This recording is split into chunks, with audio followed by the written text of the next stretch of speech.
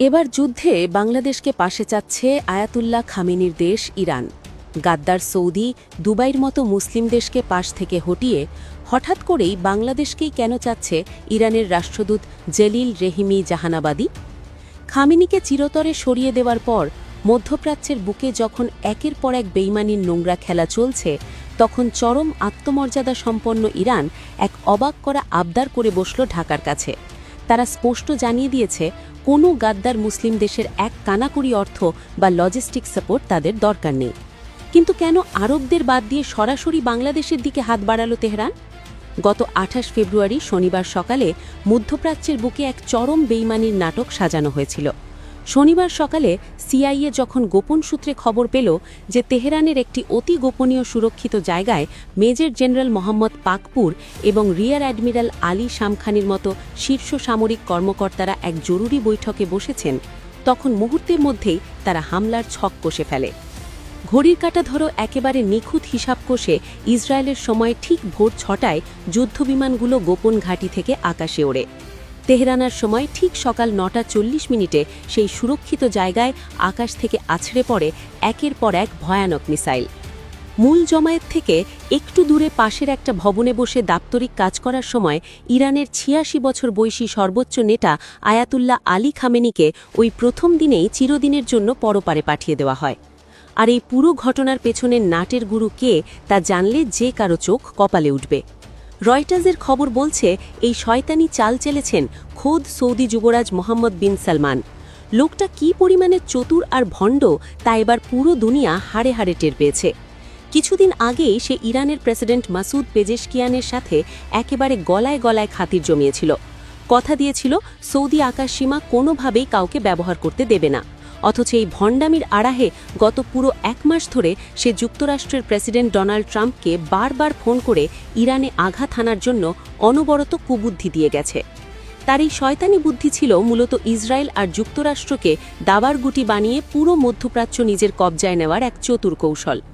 তলে তলে যুক্তরাষ্ট্রের কান ভারী করে কিভাবে নিজের মুসলিম ভাইয়ের বুকে ছুরি বসানো হলো, সেই পিলে চমকানো বেইমানির খবর এখন সবার হাতে।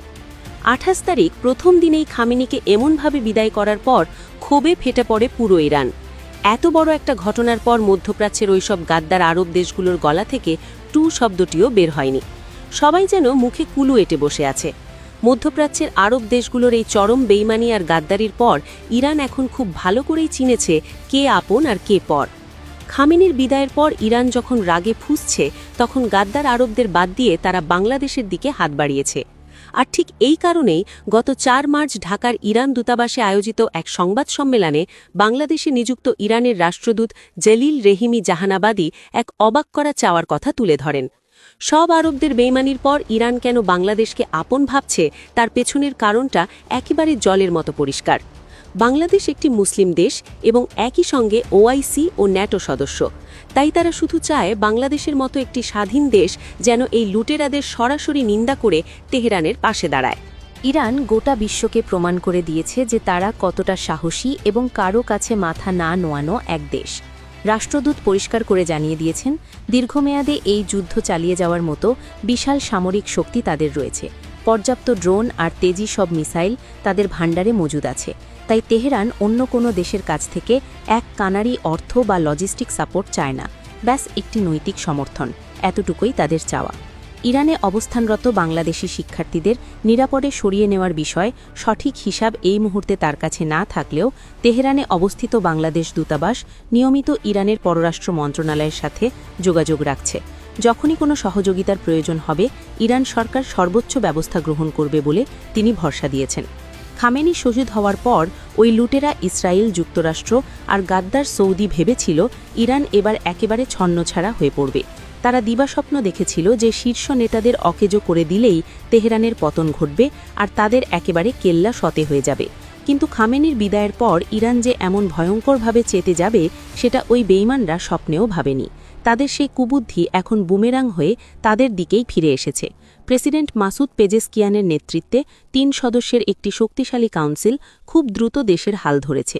পার্লামেন্ট স্পিকার মোহাম্মদ বাগের গালিবাফ একেবারে কড়া ভাষায় জানিয়ে দিয়েছেন, এর জন্য ট্রাম্প আর নেতানিয়াহুকে চরম মূল্য চোকাতেই হবে।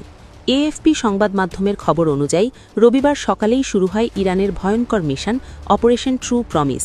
খামেনির শাহাদতের পর এক মুহূর্ত দেরি না করে ইরান তাদের তেজি সব ব্যালিস্টিক মিসাইলগুলোর নিশানা সরাসরি ঘুরিয়ে দেয় ওই বেইমান সৌদি, সংযুক্ত আরব আমিরাত আর কাতারে থাকা যুক্তরাষ্ট্রের ঘাঁটিগুলোর দিকে। কাতারের দোহায় কমপক্ষে 11টি বিকট আওয়াজ শোনা যায়। মিসাইলের আঘাতে চারপাশ একেবারে লণ্ডভণ্ড হয়ে যায়। এতে আন্তঃস্টিন জোন মারাত্মকভাবে আহত হয়েছিলেন এবং ব্যাপক ক্ষয়ক্ষতি হয়েছিল। এর আগে ৩রা মার্চ রাতে দুবাইয়ে মার্কিন কনসুলেটের কাছেও ড্রোন হামলা করে ইরান তাদের ভেলকি দেখিয়েছে। রিয়াদের বুকেও কান ফাটানো আওয়াজে কালো ধোঁয়ার কুণ্ডলী পাকিয়ে উঠেছে। এইভাবে একের পর এক পাল্টা আঘাত হানতে হানতে আজ যুদ্ধের পঞ্চম দিনে এসে পরিস্থিতি একেবারে ভয়ানক রূপ নিয়েছে। পঞ্চম দিন সকালেও ইসরায়েল আর যুক্তরাষ্ট্র মিলে ইরানের বিভিন্ন ক্ষেপণাস্ত্র ছোড়ার জায়গা এবং একটি পারমাণবিক গবেষণা কেন্দ্রে ব্যাপক হামলা চালিয়েছে। এই নোংরা হামলায় ইরানে আহতদের সংখ্যা ১০০ ছাড়িয়ে গেছে। শুধু ইরানেই নয়, লেবাননেও ব্যাপক হামলা চালিয়েছে নেতানিয়াহুর এই লুটেরা বাহিনী। ট্রাম্প প্রশাসন এই নোংরা হামলার নাম দিয়েছে অপারেশন এফ ফিউরি। পারমাণবিক স্থাপনা ধ্বংসের এক ধোঁয়া আর মনগড়া অজুহাত দিয়ে ডোনাল্ড ট্রাম্প এখন বিশ্বের সামনে নিজেকে ধোয়া তুলসীপাতা প্রমাণের ধান্দায় আছেন।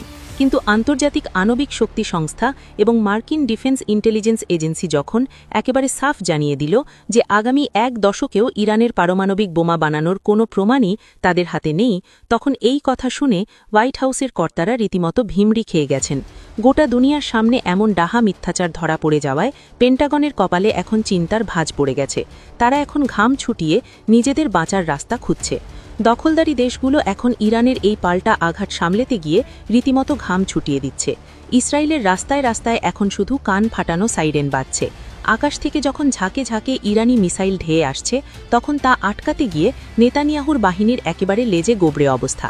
হামলার প্রথম দিনে ভেবেছিল যুদ্ধ বুঝি ৪-৫ সপ্তাহ গড়াবে, কিন্তু মাত্র ৪ দিনের মাথায় তাদের সেই মাস্তানি একেবারে চূর্ণ হয়ে গেছে। আন্তর্জাতিক সংবাদ মাধ্যমের হিসাব বলছে মাত্র ৪ দিনে প্রায় $২০০ কোটি সামরিক ক্ষতির মুখে পড়ে যুক্তরাষ্ট্র এখন চরম অর্থ সংকটে পড়ার পথে। তাদের কোটি কোটি টাকার আকাশ প্রতিরক্ষা ব্যবস্থা একেবারে তাসের ঘরের মতো ভেঙে পড়েছে। কাতারের আলু উদাইদ মার্কিন বিমান ঘাঁটিতে স্থাপিত প্রায় $১.১ বিলিয়ন মূল্যের একটি রাডার একেবারে অকেজো করে দিয়েছে ইরান। কুয়েতের ঘাঁটিতে থাকা ৩টি মার্কিন এফি স্ট্রাইক ইগল যুদ্ধবিমান পুরোপুরি নিঃশেষণে দেওয়া হয়েছে, যার বাজার মূল্য প্রায় $২৮২ মিলিয়ন। বাহারিনে অবস্থিত মার্কিন পঞ্চম নৌবহরের সদর দপ্তরে আঘাত হেনে ২টি স্যাটেলাইট যোগাযোগ টার্মিনাল এবং কয়েকটি ভবন ধসাই দিয়েছে আয়াতুল্লাহ বাহিনী। এমনকি সংযুক্ত আরব আমিরাতের আল রুয়াইস এলাকায় মোতায়েন থাকা অত্যাধুনিক থ্যাড ক্ষেপণাস্ত্র প্রতিরক্ষা ব্যবস্থার একটি গুরুত্বপূর্ণ রাডারও ধ্বংস করার দাবি করেছে তেহরান। তেলবিভে যেভাবে মিসাইল বৃষ্টি হচ্ছে তাতে নেতানিয়াহুর রাতের ঘুম হারাম হয়ে গেছে। তারা এখন রীতিমতো নাকানি খাচ্ছে। যুদ্ধ যদি এভাবে আরও কয়েকদিন চলতে থাকে, তাহলে ট্রাম্পের পক্ষে ইরানের সাথে এই যুদ্ধ চালিয়ে যাওয়া প্রায় অসম্ভব হয়ে পড়বে। ট্রাম্প প্রশাসনের এখন একেবারে লেজ গুটিয়ে পালানোর দশা। অন্যের ঘাড়ে পা রেখে উপরে ওঠার যে নোংরা কুবুদ্ধি আরব রাষ্ট্রগুলো করেছিল, তার জন্য এখন তাদেরই মরণ ঘণ্টা বাজতে শুরু করেছে। ইসরায়েল আর যুক্তরাষ্ট্রকে খুশি করতে গিয়ে নিজের পায়ে নিজে কুড়াল মেরেছে রিয়াদ। যে শয়তানি চাল তারা চেলেছিল, তা এখন তাদেরই গলায় ফাঁস হয়ে দাঁড়িয়েছে। আগামী দিনগুলোতে এই গাদ্দারির জন্য তাদের যে কি পরিমাণ ঘোল খেতে হবে তা খুব শিগগিরই গোটা বিশ্ব দেখতে পাবে। ঘরে ঢুকে এমন বেইমানি করার পরিণাম কতটা ভয়াবহ হতে পারে তা এখন হাড়ে হাড়ে টের পাচ্ছে ওই মির্জাফররা। যুদ্ধ পরিস্থিতি যেদিকে গড়াচ্ছে, তাতে খুব শিগগিরই এই লুটেরা আর মির্জাফরদের লেজ গুটিয়ে পালানো ছাড়া আর কোনো উপায় থাকবে না। মধ্যপ্রাচ্যের এই নয়া সমীকরণে ইরান বুঝিয়ে দিয়েছে যে তারা কাউকে পাত্তা দিচ্ছে না। ইসরায়েল আর যুক্তরাষ্ট্রকে একেবারে তুলধুনো করে ইরান যে দাঁত ভাঙা জবাব দিচ্ছে, তা দেখে গোটা বিশ্ব এখন আকাশ থেকে পড়ছে।